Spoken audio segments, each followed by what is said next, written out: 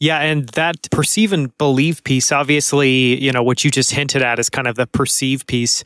But I find that concept pretty incredible because what you're really, I guess, trying to encapsulate inside that is, like your story illustrates, we can all trick ourselves, or it's very easy to just kind of slough it off and say, I don't know, it's fine, or what about this? So I guess, how does someone get over that and truly, how can we all train ourselves to kick in those believe muscles sooner or not let ourselves be deceived? It's a matter of habit, and it's a matter of day-to-day habit.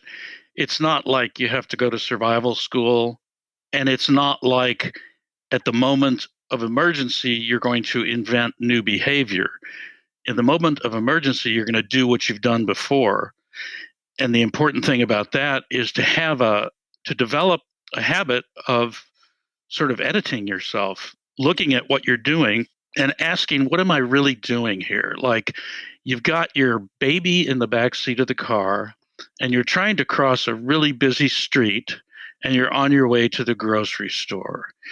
And you get impatient and you're about to just take that little break in traffic that isn't quite big enough. And you stop yourself and you think, what's the most important thing I have to do on this mission?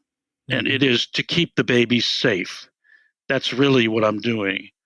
I'm in a car. Cars are probably the most dangerous thing any of us ever handle in our lives, unless we're Everest climbers, and most of us aren't.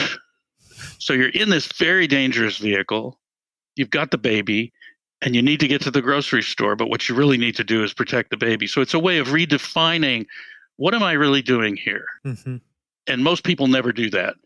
And so I speak about what I call a risk-reward loop. What is the risk I'm taking? The risk I'm taking is that my baby might be harmed. If I pull out too soon and get hit by a gravel truck, I've failed in my one mission in life, which is to protect the baby. The reward is I get to shop for groceries and bring them home and have food. That's a pretty good reward, but it's not worth dying for. And so if you actually bother to think through what you do on a day-to-day basis, you're much more likely to do it in exceptional circumstances and say, you know what, if I wait another 2 minutes here, it doesn't make any difference. Subscribe to Outliers with Daniel Scrivner now in Apple Podcasts, Spotify, or wherever you like to listen to podcasts. And be the first to hear about new episodes and receive exclusive content by joining our newsletter at outliers.fm. I can't wait to help you level up and live your best life.